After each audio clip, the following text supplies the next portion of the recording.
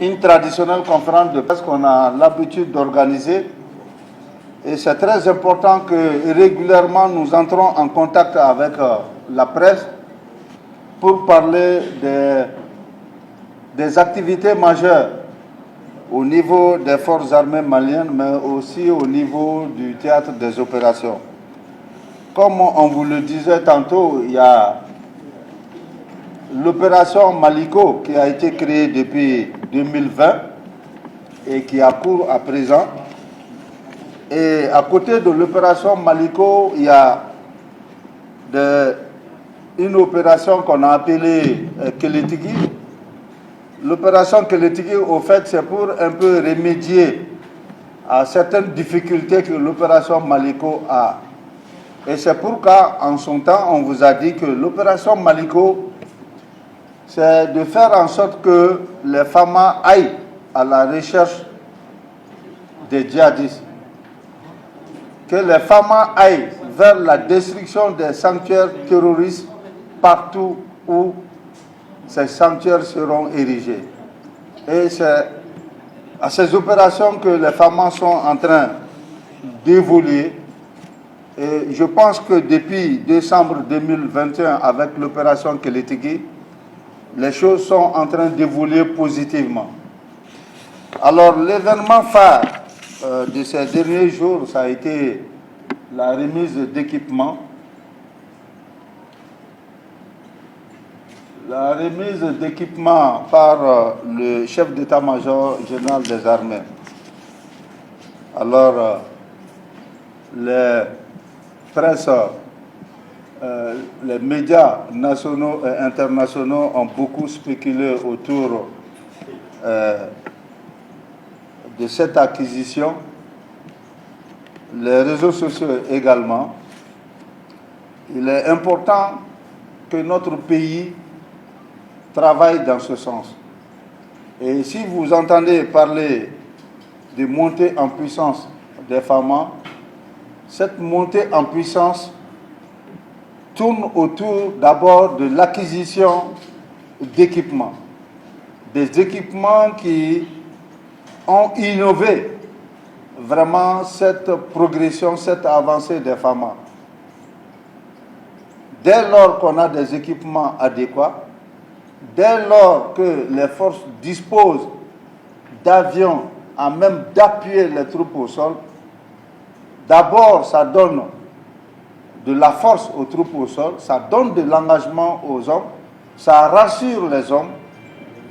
Rappelez-vous qu'à un moment donné, si les FAMA étaient accrochés quelque part, difficilement, ils avaient un appui aérien. Difficilement, s'il y avait des blessés, on avait de la peine à les acheminer vers des centres appropriés. Mais de nos jours, avec les efforts du gouvernement de transition, avec les efforts des autorités maliennes, nous voyons que à chaque fois que besoin est, les avions, les forces au sol sont là pour donner alors la réponse nécessaire. Vous voyez qu'à chaque fois qu'il y a des attaques, alors la réplique des FAMA est forte. Et à chaque fois qu'il y a des attaques, les avions sont là pour appuyer les troupes au sol. Les avions sont là pour transporter nos blessés sur des centres adéquats. Donc, c'est dans cette dynamique que le gouvernement a encore équipé les forces armées maliennes en aéronefs dont la remise a été effectuée mardi dernier. Donc, c'est pourquoi vous voyez que on a entendu sur les réseaux sociaux ou bien certains organes qui disaient que voilà, on a parlé de Sukhoi 25 et qu'on ne les a pas vus. Les Sukhoi ont bien volé le mardi. Voilà, c'est un prototype de Sukhoi qui a volé le mardi dernier. Et ça, c'est le Sukhoi 25. C'est un avion de chasse bombardier. Disons, techniquement, on appelle ça un avion de manœuvre stratégique. Donc c'est très important pour notre armée aujourd'hui d'acquérir un vecteur de ce genre Alors, si on tient compte, allez-y sur le net, vous allez voir les capacités de cet appareil qui dispose de grandes capacités et vraiment qui peut atteindre en un temps record une distance vraiment très, très, très énorme. Et il y a eu des acquisitions également d'avions de chasse, le L-39. C'est L-39, hein, c'est pas 29, le L-39 Albatros. Donc, c'est des avions de chasse également qui ont de grandes capacités et surtout qui disposent de dispositifs faisant en sorte qu'ils peuvent opérer de jour comme de nuit. Et ça, c'est très important aussi. Donc, ce sont les deux appareils qu'on n'avait pas connus. Effectivement, on avait des avions de chasse ici qu'on appelle du moins les Super Tucano. Donc, les Super Tucano, c'est des avions de fabrication brésilienne. Mais les Su-25 et les L-39, c'est des avions de fabrication russe. C'est comme ces hélicoptères Mi-171 que vous avez eu à connaître. Donc, c'est des fabrications russes également. Au-delà des Mi-171, on a eu des avions de transport troupes Mi-8 et encore des avions de chasse Mi-24, donc qui sont vraiment en opération, qui sont partis en opération. Donc, on n'a pas eu le mardi toute la panoplie d'équipements qu'on a acquis. Donc, il y a des avions qui ont été déjà injectés dans les opérations. Donc, c'est ce qui fait que ça n'a pas... Et vous voyez également, pour des besoins sécuritaires, la cérémonie n'a pas été tenue à la base aérienne 101 comme ça se faisait habituellement. Donc, la cérémonie a été transportée au niveau du pavillon présidentiel de l'aéroport Modibo Keïta. Donc, vous vous souvenez certainement de ce CASA 295. C'est ce CASA qui avait été bloqué en Espagne depuis des années. Et voilà. Et vous vous souvenez que lors d'une de nos conférences de presse, on en a parlé ici. Il y a 3 mois, un peu 3 mois, que ce CASA a été lâché. Mais la remise officielle n'avait pas été faite. Donc, actuellement, ce CASA, c'est de fabrication européenne. C'est Eurocopter. Donc, c'est 2 appareils, ils sont 2, alors qu'ils ont une capacité d'emport de 60 à 70 personnes avec équipement complet. Donc, c'est des avions de transport tactique qui permet d'amener la troupe d'un point à un autre dans un temps record. C'est comme les hélicoptères de transport également. Parce que la situation du Mali exige de nos jours qu'on arrive à acquérir de tels aéronefs pour rendre plus fluides les opérations sur le terrain. Donc, hormis cette remise, on aura les points suivants: la situation sécuritaire du pays, les activités du CMJA et du MDAC, et après on va passer aux questions-réponses. Alors, comme vous le savez, les forces armées maliennes maintiennent toujours cette dynamique offensive de recherche et de destruction des terroristes jusque dans leur sanctuaire. Donc, il y a le plan Maliko dont je vous ai parlé, et puis il y a l'opération Kélétigui, vraiment qui a le vent en poupe, et vraiment ça fait des résultats tangibles sur le terrain. Donc, les forces armées continuent de consolider les acquis opérationnels face à des terroristes de plus en plus fébriles. C'est vrai, quand je vais parler de fébrilité, d'aucuns vont dire que, et pourtant, ils arrivent à sévir. Et dites-vous qu'on est devant une guerre asymétrique. Autant vous faites des manœuvres pour détruire ces terroristes, pour détruire ces sanctuaires, autant ils vont essayer de se faire, gros, de marquer leur présence avec des actions, comme on le dit actuellement, des actions désespérées. Imaginez-vous des gens qui acceptent à aller en kamikaze, vous voyez que déjà ils sont à bout de souffle. Effectivement, c'est des terroristes qui sont à bout de souffle.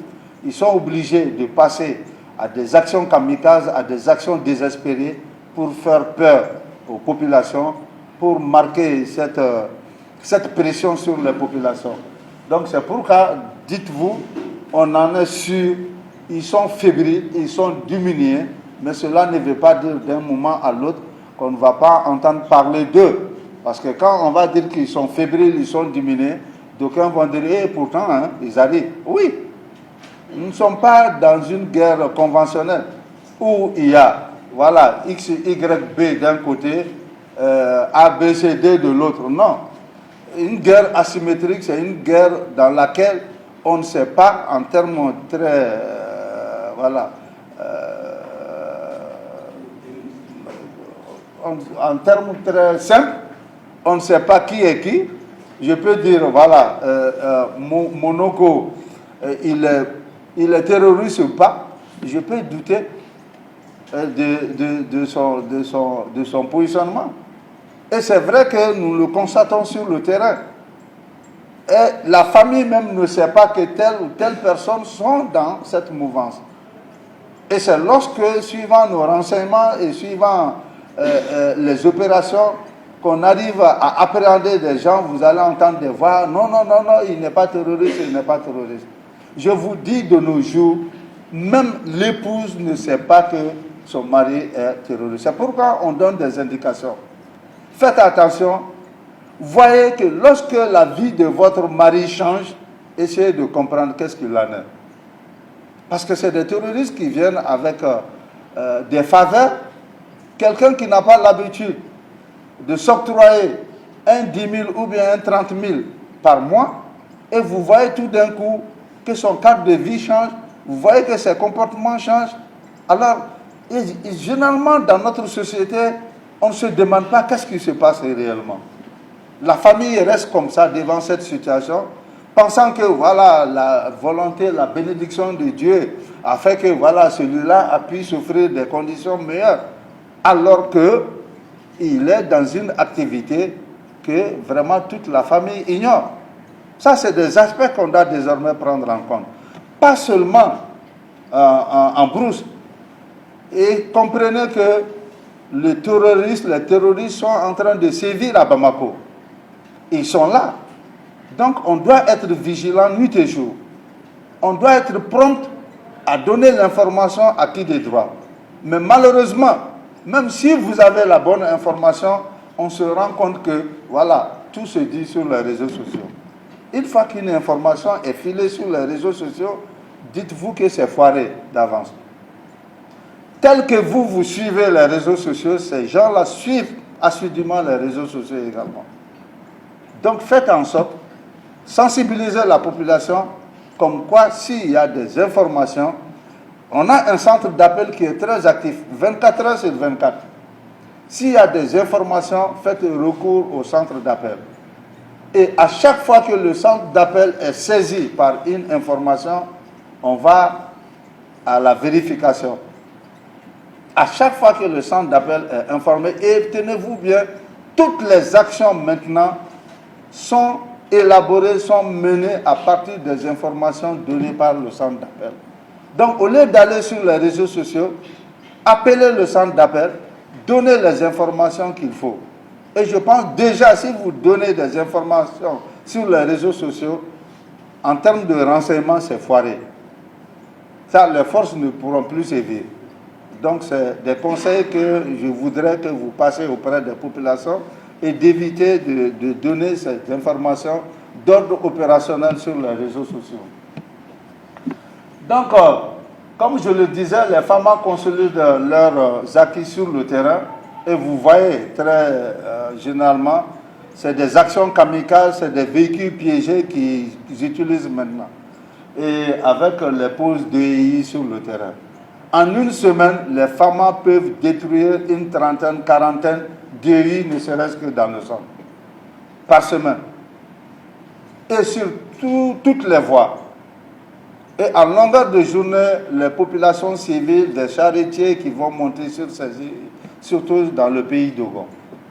Donc, et voyez également au sud, avec l'événement de Koutchala l'autre jour.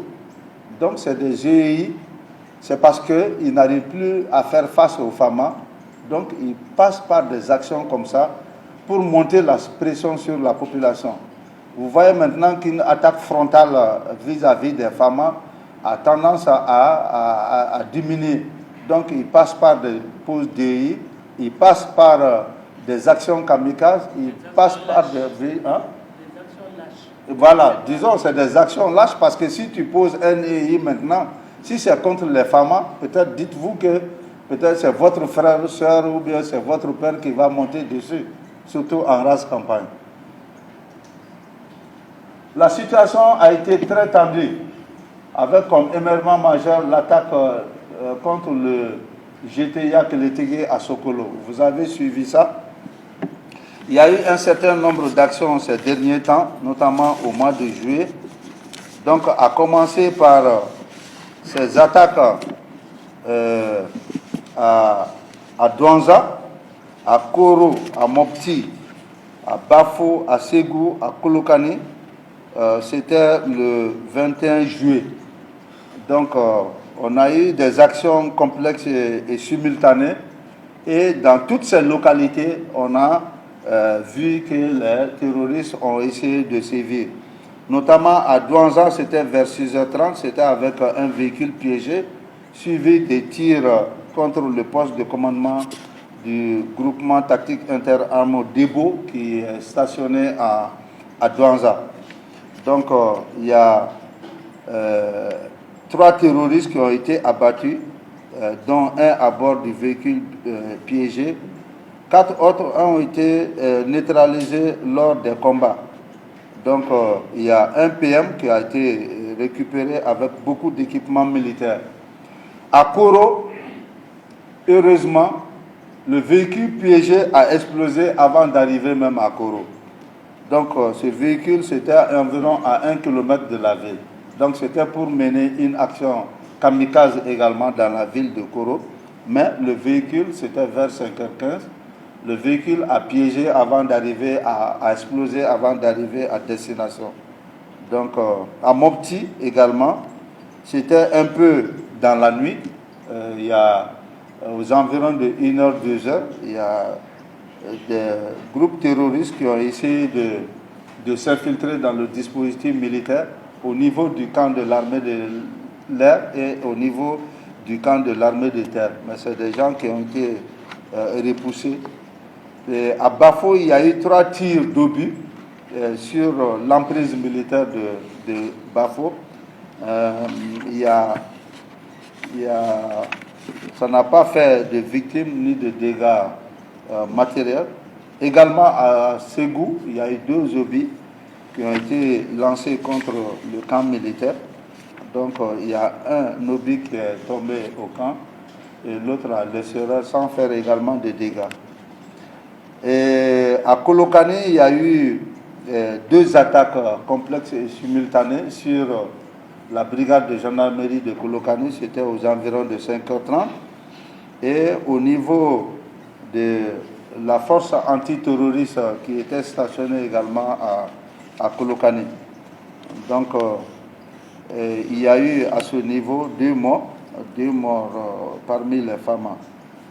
Donc, voilà un peu ce 21 juillet ce qui a été fait au niveau de Douanza, Koro, Mopti, Ségou et Bafo. Le lendemain, c'était le vendredi, tout le monde a suivi ça pratiquement en direct. C'était l'attaque d'une installation de la direction du matériel des hydrocarbures et des transports des armées. Donc ça a été fait à Kati. Ce n'était pas tout Kati, quoi. Donc ils avaient une cible bien déterminée. C'était là où on a l'entreposage de nos véhicules, de nos équipements neufs qui étaient là. Donc l'objectif était de détruire ces installations. Donc ils ont été vite contrariés. Et vous savez ce qui s'est passé ce jour-là à Kati. C'est vrai que les militaires, dans un premier temps, ont réagi vigoureusement, ont abattu des terroristes, mais ce qui est à saluer par rapport à cet événement de Kati, c'est vraiment le soutien et l'accompagnement de la population. On ne cessera de le dire, la population a beaucoup contribué. Et on a constaté que c'est à partir de Kati qu'il y a eu cet éveil de conscience, que les gens ont compris que ces terroristes, ils sont parmi nous et ils peuvent être partout. Que ce soit à Kati, que ce soit à Bamako, comme vous l'avez entendu, au Garabali ou bien ailleurs. En tout cas, dans ces 10 jours, 15 jours, chaque jour que Dieu fait, si on n'appréhende pas de terroristes, c'est 5. Sinon, c'est 10, 15, 5, etc. par jour à Bamako. Alors, si je vous dis aujourd'hui le nombre de terroristes sous les verrous, alors ça dépasse l'entendement. Je pense qu'on va le taire pour ne pas... Voilà. D'abord, vous voyez que avec l'attaque de Moura, avec certaines attaques qu'on a conduites sur les terroristes, alors ça a éveillé, je ne sais pas des consciences, mais des rancœurs. Donc il faut faire attention actuellement avec les chiffres. Voilà, je voyais l'autre jour un article sur les réseaux sociaux, oui, les femmes ont fait telle attaque, ont tué 90. Vous voulez peut-être aider les femmes, mais faites attention. Ça peut se retourner contre nous. Donc faites attention avec les chiffres. Faites très attention. Donc rassurez-vous que les femmes sont à l'œuvre. On est en train de travailler nuit et jour pour circonscrire ce terrorisme dans notre pays. Ce n'est pas une guerre facile. Et c'est sûr qu'avec les équipements qu'on vient d'acquérir, il y a beaucoup de gens qui vont spéculer. On a entendu sur les réseaux sociaux d'aucuns dire que voilà les radars, même si quelqu'un bouge là, on le voit. Donc évitons sur nos lignes, évitons au niveau de nos radios, évitons au niveau de nos réseaux de communication de dire certaines choses. Tout n'est pas à dire. Tout n'est pas à dire, tout n'est pas à expliciter aux gens également. C'est très compliqué. Donc j'exhorte les uns et les autres à faire beaucoup attention par rapport à ces situations. C'est vrai, les réseaux sociaux sont tels. Et qu'est-ce qu'on a constaté également? On a une bride d'informations, tout de suite, tout le monde se met à partager. Tout le monde se met à partager, même si c'est à l'encontre des intérêts de votre pays. Même si c'est à l'encontre de vos propres intérêts, vous relayez. Ce n'est pas bon. Évitons de tels comportements. Partagez, oui, si c'est une bonne information. Évitez de partager certaines informations. Voyez également qu'on voit sur les réseaux sociaux des morts. On prend des images des morts sur le terrain. Si c'était un frère à nous, si c'était notre papa, si c'était notre... Est-ce qu'on allait le faire? Il faut prendre conscience de certaines choses. C'est vrai, on est en crise, on est dans une situation de guerre, mais faisons attention avec les images. C'est très important. Donc, à Sokolo, l'un des événements phares également, c'était l'attaque de Sokolo. Et le même jour, il y a eu Sokolo, il y a eu Kalumba également. Donc, à Sokolo, il y a un important dispositif qui a été mis en place par les terroristes en vue de débouter le camp de Sokolo. Mais ils ont été surpris par la réaction des femmes qui ont eu à mener beaucoup de pertes au sein de ces assaillants.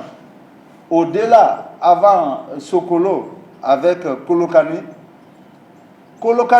quand ils ont attaqué Kolokani, zone sud, la zone sud, c'est cette zone qui ne fait pas partie du théâtre Maliko, mais dans laquelle les femmes évoluent également dans le cadre de la lutte antiterroriste. Donc vous allez voir théâtre centre, théâtre est et en zone sud. Je pense que vous comprenez. Donc en zone sud, ça prend en compte Kuchala, Sikasso, la région de Sikasso, région de Bougouni, une partie de la région de Koulikoro avec Nara, la région de Nara également. Donc c'est ce qu'on appelle la zone sud. Donc il y a eu beaucoup d'interventions, beaucoup d'opérations aussi au centre avec les forces stationnées à Bajangara, comme vous le voyez, à Mondoro, où il y a eu une attaque terroriste aussi contre le poste de Mondoro, qui a été aussi réprimé. À Djalasagou, vous savez, en parlant de reconnaissance offensive, la reconnaissance offensive, c'est comme si on vous donnait l'information que, voilà, il y a tel groupe, il y a un groupe, il y a une trentaine de terroristes quelque part. Donc la reconnaissance offensive est organisée, comme vous le voyez, et reconnaître. Une fois qu'on a l'information, les FAMA se lèvent pour aller reconnaître. Est-ce qu'ils sont là? Les informations qu'on a reçues, c'est pour aller vérifier. Donc c'est ce qu'on appelle reconnaissance offensive. Et avec les troupes basées à Djalasagou, donc elles ont mené une reconnaissance offensive sur un point. Donc avant leur arrivée, les djihadistes ont abandonné le point avec, ils ont abandonné 13 motos, un PKM, une arme lourde, un PM, 4 fusils de chasse et beaucoup de munitions et de vivres. Donc il y a eu environ, en termes de vivres, une demi-tonne de riz, il y avait même des postes téléviseurs, des cartons de thé, de l'huile, donc ils ont fait pour abandonner tout ça. Donc c'est pour montrer que les FAMA sont vraiment très actifs sur le terrain et autant de fois qu'on a des informations pour dire que voilà, ils sont là, on y va. Donc c'est très important. Donc dans la localité de Mondoro, Douanza, Sofara, Djalasagou et Ti, des engins explosifs improvisés ont été découverts et détruits par les FAMA. C'est ce que je vous disais, par semaine, environ les FAMA découvrent et détruisent une quarantaine d'engins explosifs improvisés. En zone sud, donc le mois de juillet a été un peu agité avec des attaques simultanées et coordonnées de la BT de Kolokane, comme je le disais tantôt, avec la force antiterroriste basée à Kolokane. Donc le fait marquant fut l'attaque dirigée contre les installations de la Demacia à Kati. Donc c'est ce qui constitue la zone sud. Donc bilan de ces actions a fait état, côté terroriste, 13 terroristes neutralisés, 16 terroristes interpellés, beaucoup de matériel saisi. Côté FAMA, il y a eu 13 morts et 6 blessés. Donc ce qui est important aussi, c'est de voir un peu voilà, les activités aériennes. En termes d'activités aériennes, comme vous le voyez, en termes d'appui-feu, alors il y a les avions qui sont sortis 43 fois. Donc en nombre d'heures de vol, ça fait environ 78 heures et 16 minutes d'heures de vol. En termes d'avions de transport, donc ça fait 47 vols avec 170 heures.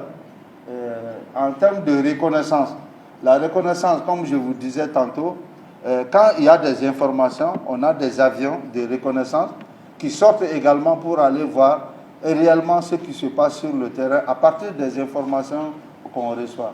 Donc, avec les avions de reconnaissance, il y a 39 sorties avec 97 heures de vol environ.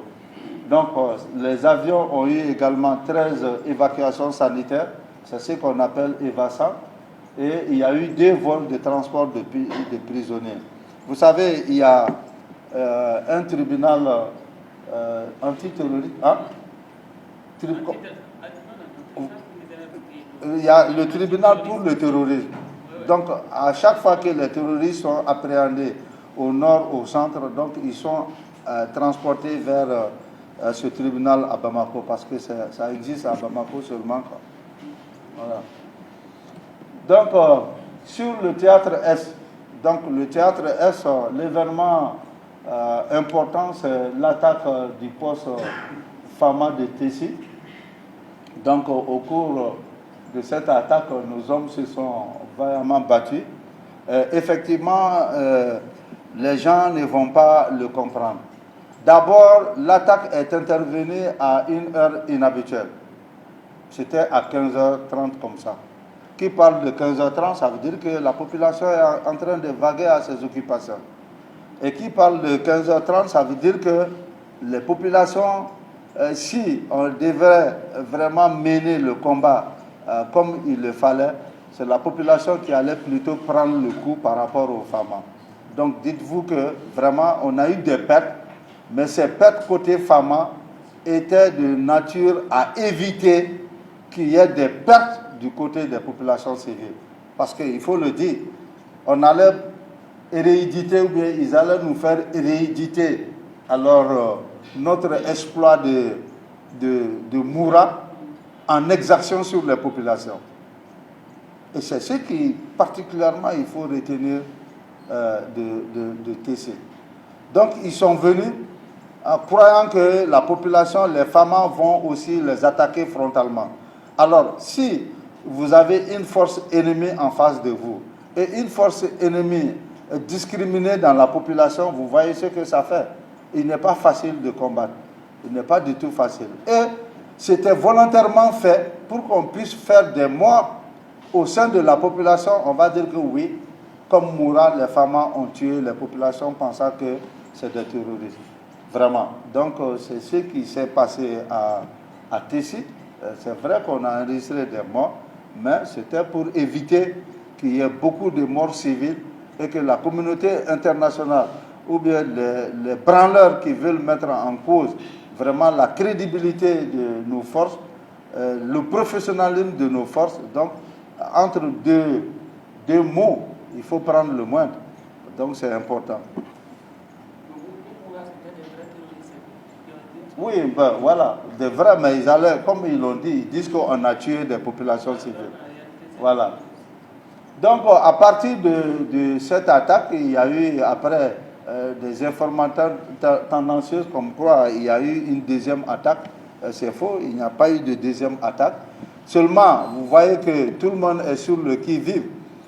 Il y a eu, quand tu as eu les combats, comme ils le font à chaque fois, alors les terroristes ont voulu revenir pour récupérer leurs morts, ou bien à la recherche des gens qu'ils ont perdus dans la nature. Donc, c'est avec cette information qu'on avait une patrouille en l'air. Donc, la patrouille a observé alors les gesticulations des terroristes. Donc, avec cette intervention, donc, les populations ont... Peut-être, actuellement, s'il y a attaque seulement, c'est la population qui appelle pour dire que oui, il y a attaque quelque part, il y a tant. Donc, les gens ont parlé d'attaque. Donc, ça donne vraiment du froid aux gens. Donc, par un communiqué, on a démenti qu'il n'y avait pas de deuxième attaque. Donc, non, c'était une intervention FAMA à quelques kilomètres de Tessit.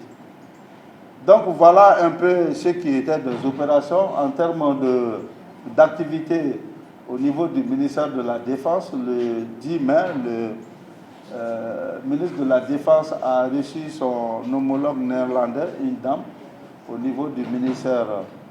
Voilà. Et après, le vendredi 10, il y a eu des partenaires turcs aussi qui sont venus. Comme le gouvernement est en train de faire, donc on est en train de multiplier le partenariat. Donc on ne se limite pas à un seul partenaire. Alors c'est pourquoi il y a beaucoup de délégations qui viennent. Et le gouvernement de transition est en train de privilégier le partenariat, la coopération État à État. Et on était auparavant dans une sorte de coopération où c'est un seul pays qui prenait tout un continent et les amenait vers le Mali. Donc on a compris, on se dit que non, ceux qui veulent coopérer avec le Mali, ce serait entre leur pays et le Mali, mais pas un conglomérat de pays et venir vers le Mali. Donc c'est ce qui explique ce balai diplomatique dans notre pays. Et je pense que ça porte fruit. Alors ici, on a le ministre ougandais de la Défense qui était aussi venu au Mali voir son homologue. Et ici, vous avez la FIDH, la Fédération internationale des droits de l'homme, comme vous le voyez et comme vous l'entendez tous les jours. On a les droits de l'homme en Autruche. Et vraiment, il faut comprendre que c'est des pays qui sont en train d'activer, qui sont en train de tirer sur les ficelles du côté des droits de l'homme pour nuire à notre pays. Donc c'est ce qui fait qu'il faut beaucoup faire attention. Donc c'est la Fédération internationale des droits de l'homme avec l'association malienne des droits de l'homme qui était venue voir le ministre, toujours sur des questions de défense bien sûr. Et voilà, d'exaction sur les populations. Ça c'est le nouveau commandant de l'EUTM, le général de brigade Radek, alors qui était venu rendre visite au chef d'état-major général des armées après sa prise de fonction. C'était le 20 juin dernier. Et ici, on a reçu le chef d'état-major burkinabé, des forces armées burkinabé. Il a rendu visite aux autorités. Effectivement, c'était de voir dans quel cadre le Mali et le Burkina pouvaient travailler dans le cadre de la lutte antiterroriste. Voilà un peu exposé vraiment les faits marquants du mois de juillet. Alors il est très important de retenir que le respect des droits de l'homme, de même que le droit international humanitaire, alors reste une priorité dans la conduite des opérations des FAMA. Et c'est pourquoi je vous disais tantôt, avec Tessit, on a évité vraiment des dégâts collatéraux au niveau des populations. Donc cela est le fil conducteur des opérations des FAMA. Autant qu'on peut éviter des dégâts au sein des populations, on le fera. Donc vraiment ceci boucle ma présentation de ce matin. Je reste ouvert à vous s'il y a des éclaircissements ou bien des questions que vous voudrez bien poser. Merci à vous. Bon, information, on peut kunnafoni là où est c'est pour que aw ka se k'a faamuya cɛden minnu bɛ kɛnɛ kan u bɛ baara min na ka se k'o ɲɛfɔ aw ye aw wele kun y'o de o tɛ ko kura ye yan nɔ chaque fois aw bɛ wele aw bɛ na a bɛ ɲɛfɔli bɛ k'aw ye u ye nin baara in kɛ nin temps sugu in kɔnɔ par exemple kalo kelen kɔnɔ an b'a kɛ ten nɔ de mais kalo n'i y'a ye an famana ma fɛnw cayara dɔrɔn tɛ samiya mana don baara fanga min bɛ baara la dɔ bɛ bɔ baara fanga la mais komi terroriste u tɛ ɲina u tɛ sɛgɛn u bɛ fɛ chaque fois an bɛ min k'u la k'u b'o sara donc u fana bɛ wuli k'u bɛ baara kɛ information min mana sɔrɔ u la an fana t'u to u k'u baara kɛ u b'a kɛ cogo min na an b'a kɛ ten hali ni samiya bɛ yen ni baara ka gɛlɛn sɔrɔsikɛ ye min ye a bɛ baara kɛ sanji kɔrɔ a b'a kɛ tasuma kɔrɔ a b'a kɛ diɲɛ fɛn bɛɛ kɔrɔ n'u nana tuma an pɛrɛnnen bɛ k'u kɔnɔ n'an ye baara kɛ terrain kan yan'an ka sira di mɔgɔ wɛrɛw ma sisan nɔ information dilaw ka ca u b'a di sansi bɛɛ fɛ DIRPA de ye information fɛn kunnafoni yɛrɛ min bɛ kolo kan aw b'o sɔrɔ DIRPA de la o de la an b'aw wele ka a fɔ aw ɲɛna nin de ye information ye ni min mago bɛ kunnafoni yɛrɛ la i bɛna DIRPA de la ka na kunnafoni ta aw wele kun y'o de ye ka na fɔ aw ɲɛna fɛn min tɛmɛna ni mɔgɔ ma faamuyali kɛ bɛɛ bɛ k'i yɛrɛ ɲininka Tessit kɛra tan Kucala kɛra tan Sogolo kɛra tan aw wele kun de y'o ye directeur bɛna a ɲɛfɔ aw ɲɛna min kɛra. kunnafoni di daminɛ ni bi cɛ yɛlɛma donna kow togoya la. Kow togoya ka taa fan jumɛn fɛ armée ta fa wa aw ka information. awɔ information yɛrɛ togoya jamanadenw kunnafoni ni armée ka baara kan. anw kɔni anw bɛ kunnafoni min d'aw ma kunnafoni jɛlen don kunnafoni bɛ ta a basun na n'o ye état-major général des armées k'a d'aw ma kunnafoni dila dɔw bɛ yen u bɛ kunnafoni di a ɲɛ kan ni min fɔra yan u b'o de fɔ mais minnu bɛ taa kunnafoniw ta yɔrɔ wɛrɛ la k'a di olu ta ye dɔ wɛrɛ ye n'i tɛ fɛn wɛrɛ ɲini na i ye fɛn ta ko i ye fɛn ta baladen dawa mu quelque chose comme ça a fɔ bamanankan na n'i nana balaba yɛrɛ fɛ ka na ɲininkali kɛ ni ko wɛrɛ t'e kɔnɔ min fɔra i ɲɛna i bɛ t'o de lase anw bɛ information foyi tɛ dugu la c'est vrai que armée kɔnɔ fɛn bɛɛ tɛ fɔta ye mais min kan ka fɔ an b'o de fɔ aw ye mais ni mɔgɔ wɛrɛ bɛ fɛ ka taa dɔ wɛrɛ fɔ min ma fɔ a ye dɔw yɛrɛ bɛ ɲini ka migi dilan an bolo yan nɔ aw bɛ aw y'a fɔ mɔgɔ caman dimina yan nɔ k'a fɔ